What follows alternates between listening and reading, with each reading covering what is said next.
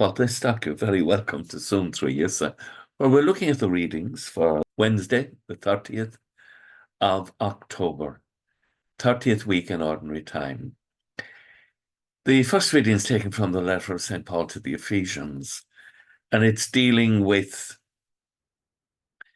how people should behave, and children should be obedient to their parents, and parents should never drive your children to resentment.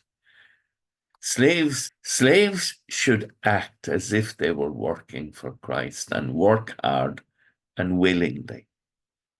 Even though you're being forced to do something, if you can do it for Christ, something happens inside in you that sets you free. And then you can be quite sure that whether you're a slave or a free man, you will be properly rewarded by the Lord for the good works that you have done. And then he addresses the employers who would, in the economy of the time, slavery was all over the place. And he says, God is not impressed by one person more than another. Treat your slaves well, with the same spirit, without threats. Remember that they and you have the same master in heaven.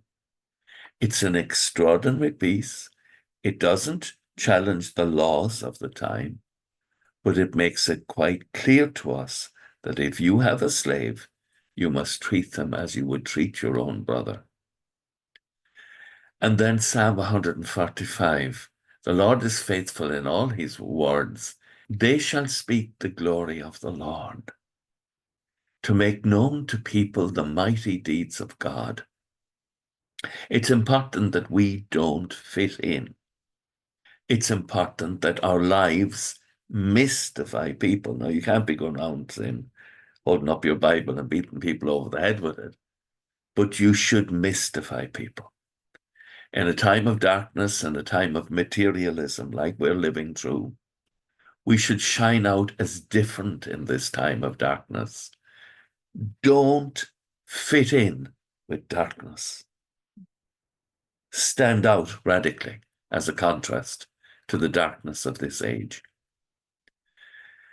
And then the gospel, very challenging. Try your best to enter by the narrow door, because I tell you, many will try to enter and will not succeed.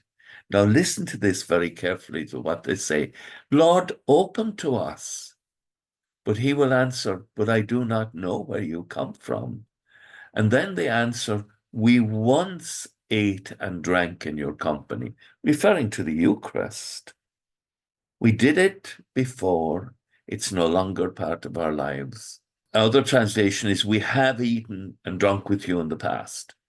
It's important that we keep the commandments of God. It's important that we keep holy the Sabbath day. It's important that when we meet the Lord, we're not saying, well, actually, a long time ago, or 2 years ago, or sure, once or twice a year, we turned up at Christmas and Easter. No, that's not standing out in the darkness of this age. That's fitting in. It's important that you do not fit in. Because if you fit in, you will hear the Lord say to you, away from me, you wicked people. And then there will be weeping and grinding of teeth. And we look at society, and many people have great jobs, but no time for God.